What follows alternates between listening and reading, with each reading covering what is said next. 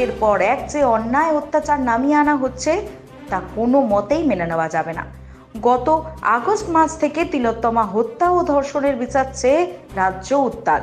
তার মধ্যে জয়নগরে গতকাল নাবালিকা ধর্ষণ ও হত্যা, পুলিশের অপদার্থতাকে আবার সামনে নিয়ে এলো। গতকাল কুলতলির মহিষমারি বাজারে এক সুবিশাল বিক্ষোভ সমাবেশে এই কথা বলেন আইএসএফ বিধায়ক নওশাদ সিদ্দিকী। তিনি বলেন, কোনো ছলা কলা চলবে না। আমার মা বোনেরা ধর্ষকদের হাত থেকে রেহাই পাচ্ছে না। গোটা নারী সমাজ আক্রান্ত। অথচ মুখ্যমন্ত্রী বলছেন উৎসবে ফিরুন। রাজ্যে ঘটে যাওয়া একের পর এক নারী নির্যাতনের ঘটনাকে নিয়ে আর কি কি বলেছেন নওশাদ সিদ্দিকী, শুনবো। এটা আমরা জানতে চাই। তাহলে কি মধ্যিকালে ছাড় দিয়ে রেখেছে? এটা আমাদের ভাবাচ্ছে। ওখান থেকে যখন জয়নগরে গিয়েছিল, আশা করছি পুলিশ কর্তারা জানা আছে, বিএনএস যে অ্যাক্ট হয়েছে 2023-এ, সেই আইনে 172 নম্বর 174 নম্বরটা কম করে সবাই আমরা পড়েছি। পুলিশে যারা কর্তারা আছে, যারা পুলিশের কর্তারা আছে, এই ধরনের মহিলাদের সাথে নির্যাতনের কেস হলে সেখানে বলেছে ভিডিওগ্রাফি করে রাখতে এবং একটা মহিলা পুলিশকে অ্যাপয়েন্ট করতে, এটা দেখভালের জন্য। জয়নগর থানা কোথায় পার করলো? কুলতলি থানাতে যেতে বলছে।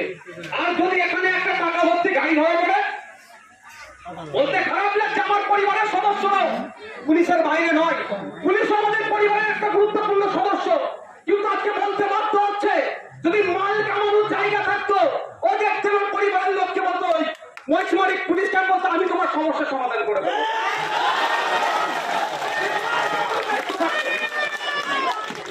খারাপ লাগছে, বলতে বাধ্য হচ্ছি। প্রশাসনের কর্তাদের উদ্দেশ্যে বলছি, জানেন না জিরো এফআইআর কি জিনিস? জিরো এফআইআর করে তো থানাতে পাঠ করে দিতে পারতো। জিরো এফআইআরটা হচ্ছে যেখানে ঘটনা ঘটেছে সেই থানাতে করলেও, আমি শর্টে বলছি,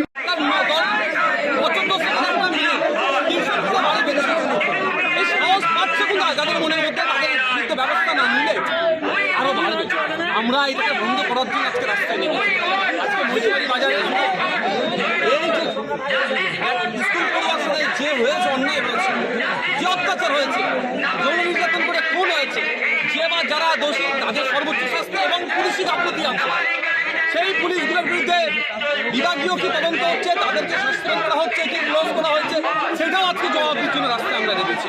কারণ যদি পুলিশ পুলিশ পোস্টে যদি গিয়ে পুলিশ পোস্টে যারা দায়িত্বশীল ছিল, ওখানে যারা দায়িত্বরত ছিল, তারা যদি যথাসময় একটু বেরিয়ে ঘুরতো, সিসিটিভি এখানে থাকে, সেগুলো যদি একটু ওয়াচ করতো, তাহলে হয়তো এই দিন দেখতে হতো না। ভয়ঙ্কর